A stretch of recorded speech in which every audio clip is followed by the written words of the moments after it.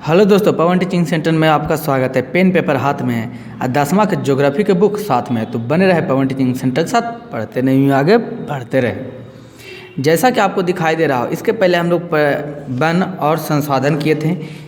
क्या sir, one और उनके संसाधन? हाँ, हम किए थे। पहला चैप्टर में भारत के उपयोग में हम लोग किए थे। क्या किए थे इसमें? क्या में हम लोग किए थे? भारत के संसाधन एवं उपयोग। आज हम इसी का काम करने जा रहे हैं। इसी को अलग अलग बहुत सारे खंडों में बांटा हुआ, जिसमें आज हम लोग करने जा रहे हैं प्राकृतिक संसाधन। क्या, कौन संसाधन है? प्राकृतिक संसाधन। क्या है प्राकृतिक संसाधन का? हम लोग क्या करेंगे? Objective question. इसका मैंने पूरा बढ़िया से एक्सप्लेनेशन करके समझा दे चुका हूँ मैं आपको। इसका जो लिंक है, जो इसका वीडियो पूरा है, जो एक एक शब्द पढ़ा कर समझाया गया, उसको डिस्क्रिप्शन बॉक्स में उसका लिंक दिया हुआ, वहाँ से जाकर आप क्लिक करके वहाँ पर पढ़ सकते हैं। यहाँ पर आज हम लोग चलते हैं इसके ऑब्जेक्टिव प्रश्न की ओर चलते हैं। कौन प्रश्न? ऑब्जेक्टिव प्रश्न। इसके हम लोग आज प्रश्न करेंगे। ऑब्जेक्टिव प्रश्न करेंगे, लघु उत्तरीय प्रश्न करेंगे और दीर्घ उत्तरीय प्रश्न करेंगे। सारे प्रश्न करेंगे। देखिए, देर ना करते हुए हम लोग चलते हैं कौन? संसाधन की ओर चलते हैं। भारत के मुख्य संसाधन या मृदा संसाधन की ओर चलते हैं। पहला है इसका, पहला क्वेश्चन करा, पंजाब में भूमि निम्नीकरण का मुख्य कारण है। पंजाब में भूमि निम्नीकरण का मुख्य कारण क्या है? वनोन्मूलन, गहन खेती, अति पशुचारण या अधिक सिंचाई। तो पंजाब में जो भूमि अनुमूलन हो रहा है वो गहन खेती के कारण हो गया। बहुत खेती से यहाँ क्या किया गया है, जिसके कारण यहाँ का क्या हो गया? जो पंजाब की खेती है, जो क्या भूमि का निम्नीकरण हो गया है। ये खेती करते करते क्या हुआ, भूमि का, ज़मीन का इतना खेती होता पंजाब में, इतना हरियाणा में, जिसके कारण क्या हो गया, इसकी मिट्टी की, भूमि की, जो मिट्टी की जो उर्वरक क्षमता है वह खत्म हो गई। जिसके कारण कह सकते हैं कि अब वनोन्मूलन भी आप दे सकते हैं। ये दोनों ही इसका आंसर हो सकता है। पंजाब में भूमि का निम्नीकरण क्या है? वनोन्मूलन भी आप कह सकते हैं या गहन की खेती भी कह सकते हैं। ऐसे ज़्यादा सही उत्तर कौन है सर? तो ज़्यादा सही उत्तर कौन सी? वनोन्मूलन हम मारेंगे इसका ज़्यादा सही उत्तर। गहन का अगर ऑप्शन में ए और बी दोनों रहता तो दोनों, सी ऑप्शन में रहता ए और बी दोनों वो होते तो हम लोग मानते ए और बी दोनों। गहन खेती भी बहुत पंजाब में किया जाता है, जिसके कारण उसका मिट्टी के हुम्स खत्म होते जा रहे हैं, जिससे उर्वरकता क्षमता कम होती जा रही है। प्रश्न संख्या 2, सोपान कृषि किस राज्य में प्रचलित है? कौन कृषि? सोपान कृषि कौन प्रचलित है? किस राज्य में? हरियाणा में, पंजाब में, बिहार के मैदानी क्षेत्र में या उत्तराखंड में? तो सोपान कृषि है जो प्रचलित है बिहार के मैदानी क्षेत्र में। कौन क्षेत्र में? बिहार के मैदानी क्षेत्र में ये प्रचलित है। तो प्रश्न संख्या 2 का आंसर क्या हो जाएगा? सी हो जाएगा। हम लोग चलते हैं प्रश्न संख्या किसकी ओर? तो प्रश्न संख्या 3 की ओर चलते हैं। करा 3 में क्या करा? मरुस्थल मृदा का विस्तार निम्न में से कहाँ है? मरुस्थल, ये देखिए, जहाँ मरुस्थल किसको कहते हैं? कौन स्थल? मरुस्थल। जहाँ बालू ही बालू यानी रेत ही रेत पाया जाता है उसे क्या कहते हैं? मरुस्थल कहते हैं। तब मरुस्थल का विकास कहाँ हुआ? तो सर ये भी बताने वाला जो है बात है कि कहाँ विस्तार है। मरुस्थल कहाँ है? उत्तर प्रदेश में नहीं है। बालू मरुस्थल नहीं है, यानी रेगिस्तान जिसको कहते हैं, रेगिस्तान नहीं है। कर्नाटक में भी नहीं, महाराष्ट्र में तो कहाँ है? राजस्थान। तो इसका आंसर क्या हो जाएगा? बी हो जाएगा।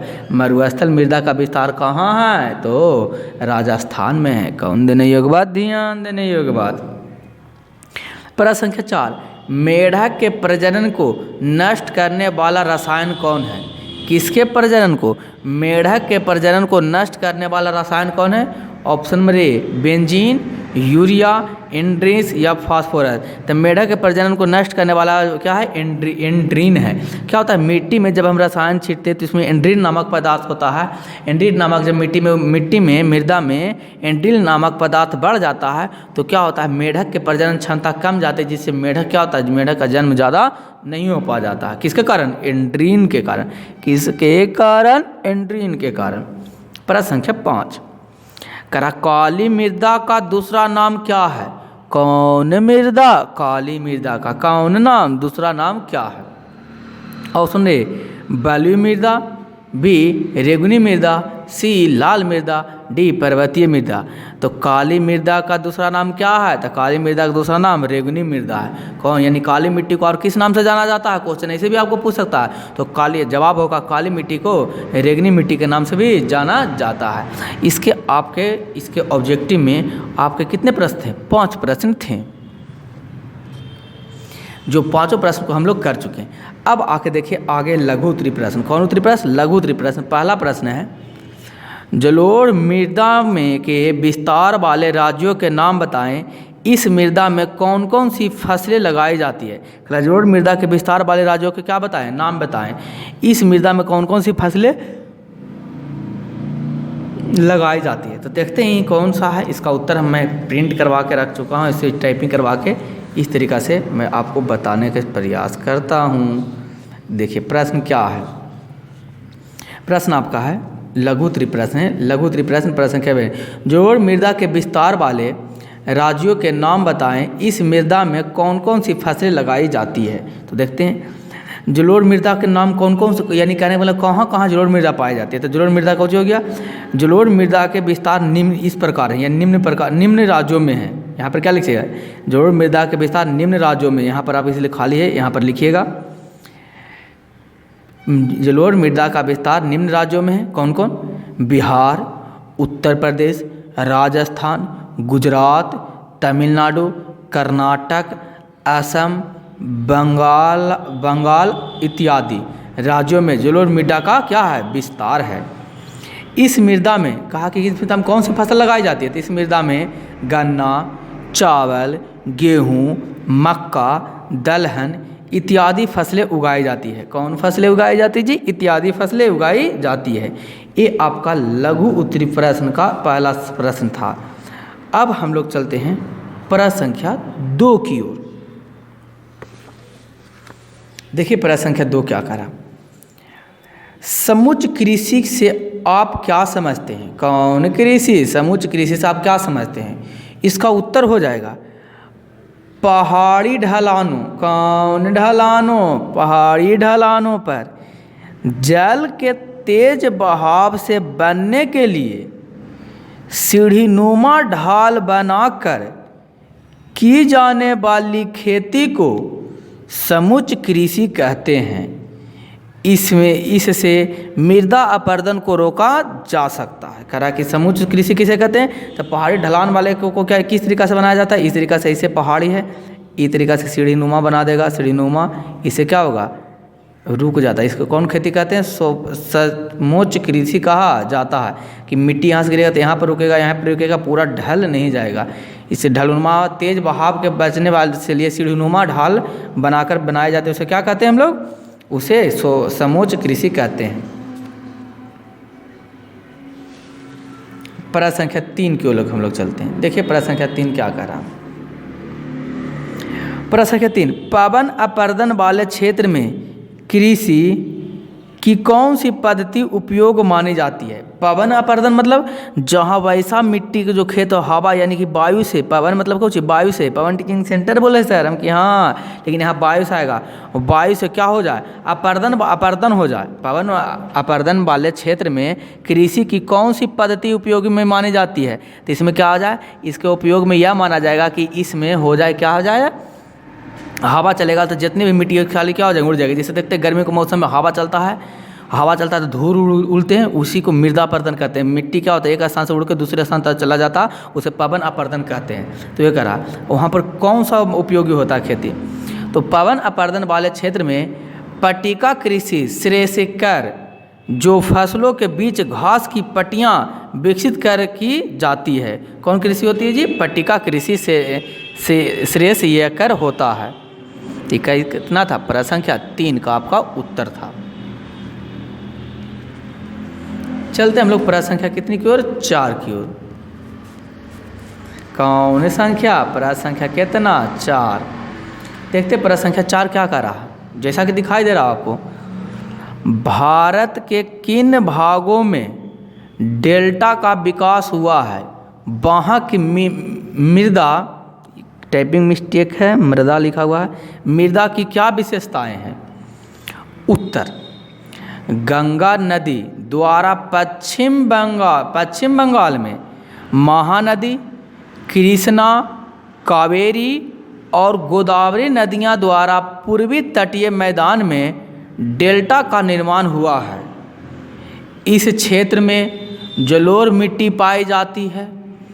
इस मिट्टी का गठन बालू, सिल्ट एवं मृतकों के विभिन्न अनुपात में होता है। इसका रंग धुंधला से लेकर लालिमा लिए भूरे रंग का होता है। किसका विशेषता, ये सारे क्या थे, इसकी विशेषताएं थी। ये प्रश्न संख्या कितना का आंसर है, 4 का आंसर है।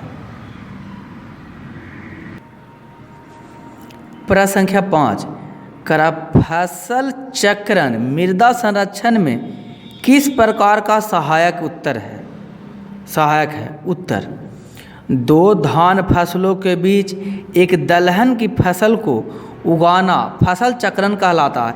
यानी 2 फसल आपको होता है, 2 धान की खेती करें, उसके बीच यानी कि 3 महीना किए धान की खेती, फिर दलहन की खेती करते, फिर 3 महीना कीजिए, किसका कीजिएगा, धान का कीजिएगा। इसे चक्रण कृषि कहते हैं। इसके द्वारा मृदा के पोषणीय स्तर को बरकरार रखा जा सकता है, क्योंकि दलहनी पौधे की जड़ों में नाइट्रोजनी स्थिरांक जीवाणु पाए जाते हैं, जो क्या करता है, पाए जाते हैं, उससे क्या करता है, ये नाइट्रोजीकरण जीवाणु है जो वायुमंडल से नाइट्रोजन को क्या करेगा, सोख के और वातावरण यानी कि मिट्टी में नाइट्रोजन को नाइट्रोजन को डाल देगा, जिससे क्या हो जाएगा, मिट्टी में ह्यूमस पैदा होगा और उसकी उर्वरकता क्षमता क्या हो जाएगी, बढ़ जाएगी। चलते हैं प्रश्न संख्या 52। कौन संख्या, प्रश्न संख्या 52 दीर्घ उत्तरी में। कौन उत्तरी प्रश्न, दीर्घ उत्तरी प्रश्न। देखिए आपको दीर्घ उत्तरी प्रश्न है। प्रश्न संख्या 1, जलाक्रांतता कैसे उपस्थित होता है। मृदा अपरदन में इसकी क्या भूमिकाएं हैं, इसके बारे में कह रहा है, क्या करें, विवेचना कीजिए। क्या करने के लिए कह रहा है, विवेचना करते हैं। इसका उत्तर देखिएगा, कह रहा अति सिंचाई से जलाक्रांतता की समस्या पैदा होती है। मतलब खेत में जितना पानी की ज़रूरत उतना दीजिए, कि नहीं कि मोटर चालू कर दिए, खेत है, फील्ड है, यहाँ मोटर चालू करके पानी भर दिए, पूरा आरे से पूरा भर दिए, काहे भर दिए कि पानी भरल रहेगा तो क्या होगा, बहुत अच्छा होगा, ज़्यादा दिन तक टिकेगा, नहीं वो जलाक्रांति का कारण बन जाएगा। वो इससे समस्याएं उत्पन्न होती है। पंजाब, हरियाणा और पश्चिम उत्तर प्रदेश में इससे भूमि का निम्नीकरण हुआ है। जलाक्रांतता से मृदा में लवणीय और क्षारीय गुण बढ़ जाते हैं, जो भूमि के निम्नीकरण के लिए उत्तरदायित्व होते हैं। इससे मृदा की उर्वरकता शक्ति घटते जाती है और भूमि धीरे धीरे बंजर हो जाती है। जलाक्रांतता का एक बड़ी समस्या है, मृदा अपरदन की महत्वपूर्ण भूमिका अदा करता है। यानी जलाक्रांतता यानी कि ज़्यादा खेत में सिंचाई कीजिएगा, उसी को कहते हैं जलाक्रांतता कहते हैं। इसे मृदा अपरदन की एक बहुत बड़ी समस्या है। इससे क्या होता है, उर्वरकता क्षमता कम जाता है, फसल कम पैदावार करेगा। ये था आपका दीर्घ उत्तरी प्रश्न 1 का आंसर था। अब हम लोग चलते हैं दीर्घ उत्तरी प्रश्न में, प्रश्न संख्या 2 में चलते हैं।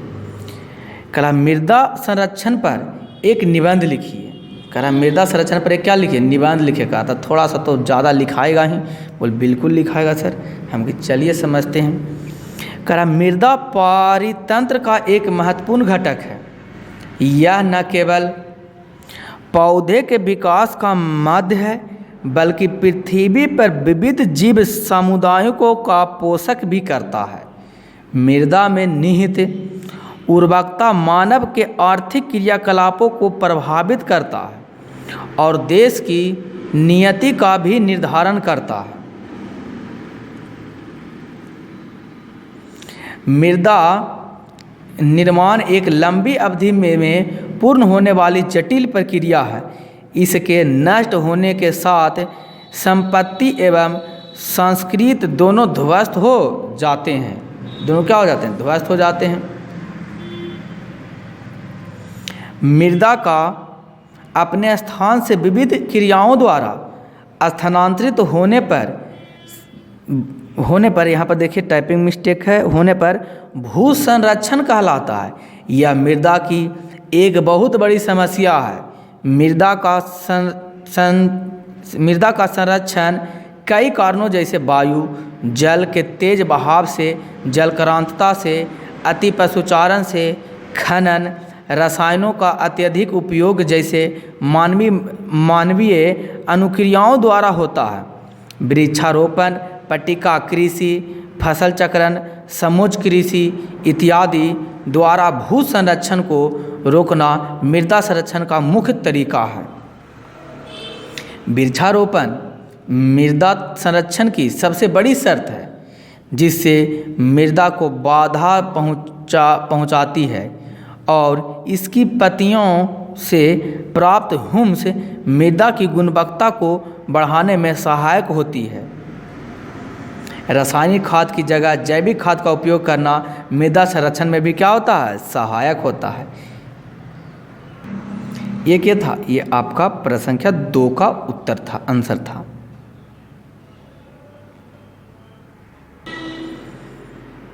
चलते हैं प्रश्न संख्या 3 की ओर कि इस चैप्टर 1 से 1 का क्या लास्ट प्रश्न है दीर्घ उत्तरी में। कह रहा भारत में अत्यधिक पशुधन होने के बावजूद भारतीय अर्थव्यवस्था में इसका योगदान लगभग नगण्य स्पष्ट करें। नगण्य है क्यों, स्पष्ट करें। मैं आपको यहाँ पर लघु उत्तरी, ऑब्जेक्टिव, दीर्घ उत्तरी सारा प्रश्न करा रहा हूँ, जिससे कि आप हर एक चैप्टर का, एसएसटी का हर एक चैप्टर, साइंस का हर एक चैप्टर का आप क्या कर सकते हैं, सब भी कर सकते हैं। उत्तर चलते प्रश्न संख्या 3 का। कह रहा भारत में पशुधन के मामले में विश्व के अग्रणी देशों में शामिल किया जाता है, किंतु अस्थायी चारागाह के लिए बहुत कम भूमि उपलब्ध है। जो पशुधन के लिए पर्याप्त नहीं है, अतः पशुपालन पर इसका प्रतिकूल प्रभाव पड़ता है। वर्तमान में परती के अतिरिक्त अन्य परती भूमि अनुपजाऊ भूमि है।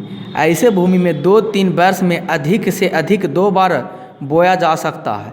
अगर ऐसी भूमि को भी शुद्ध बोया गया क्षेत्र में शामिल कर लिया जाए, तब भी वर्तमान उपलब्ध क्षेत्रफल का मात्र 54% भूमि ही कृषि योग्य भूमि रह जाएगा। अर्थात भारतीय अर्थव्यवस्था में पशुधन का नगण्य योगदान कारण निम्न है। ये कारण क्या था, निम्नलिखित कारण था। जैसे कौन कौन कारण है जो देख लीजिए आप। तो पहला कारण है उन्नत पशुधन की अपर्याप्तता, यानी कि बढ़िया किस्म के पशुधन नहीं है यहाँ। चारागाह के लिए भूमि की कमी, यहाँ चारागाह भी नहीं, इसकी भूमि की कमी है भी भारत में। वैज्ञानिक प्रणाली एवं तकनीकी ज्ञान का अभाव, यहाँ वैज्ञानिक तकनीक के द्वारा किस तरीक़ा से हम लोग जानवर को पाल सकते हैं, उसका भी क्या है, ज्ञान का अभाव है हमारे पास। बढ़ती जनसंख्या के अधिक दबाव, यहाँ पर जनसंख्या बढ़ते जा रहा है, जिसके कारण यहाँ पर दबाव भी बढ़ते जा रहा है। पूंजी का अभाव इत्यादि, और यहाँ का क्या है, पूंजी यानी कि पैसा के भी क्या है, अभाव है। इसके कारण क्या होगा, योगदान है कि भारत में पशुधन का योगदान एकदम स्पष्ट कीजिए, नगण्य यानी कि कोई बराबर नहीं है। तो दोस्तों, अगर आपको वीडियो अच्छा लगा है तो वीडियो को लाइक और शेयर और सब्सक्राइब करना ना भूलें। बने रहे पवन टीचिंग सेंटर के साथ, पढ़ते रहिए, आगे बढ़ते रहें। मैं अंत में आपको यही कहूँगा, छोटों के प्यार दे, बड़े को सम्मान करें। अपना व्यक्तित्व इस तरीक़ा से कायम रखें कि आपके साथ रह रही स्त्री भी सुरक्षित महसूस कर सके। तो अंत तक वीडियो देखने के लिए आपका धन्यवाद। बने रहे पवन टीचिंग सेंटर के साथ, पढ़ते रहिए, आगे बढ़ते रहें। अंत में मैं आपको यही कहूँगा कि यहाँ से आप हर एक सब्जेक्ट को अच्छी तरीक़े से तैयारी कर सकते हैं। अगर चैनल पर नए हैं, पहली बार हैं, तो चैनल को सब्सक्राइब कर लीजिए। अगर पहले से हैं तो वीडियो को लाइक और शेयर कर दीजिए, जिससे हमें प्रोत्साहन मिले और इस तरीक़ा से चैनल और वीडियो को मैं बना सकूं। तो आज तक के लिए बस इतना ही। बने रहे पवन टीचिंग सेंटर के साथ, पढ़ते रहिए, आगे बढ़ते रहें। हम लोग फिर कल मिलते हैं अगला चैप्टर के अगला एक्सरसाइज की तरफ मिलेंगे, उसका सॉल्यूशन को, जिसका नाम है जल संसाधन।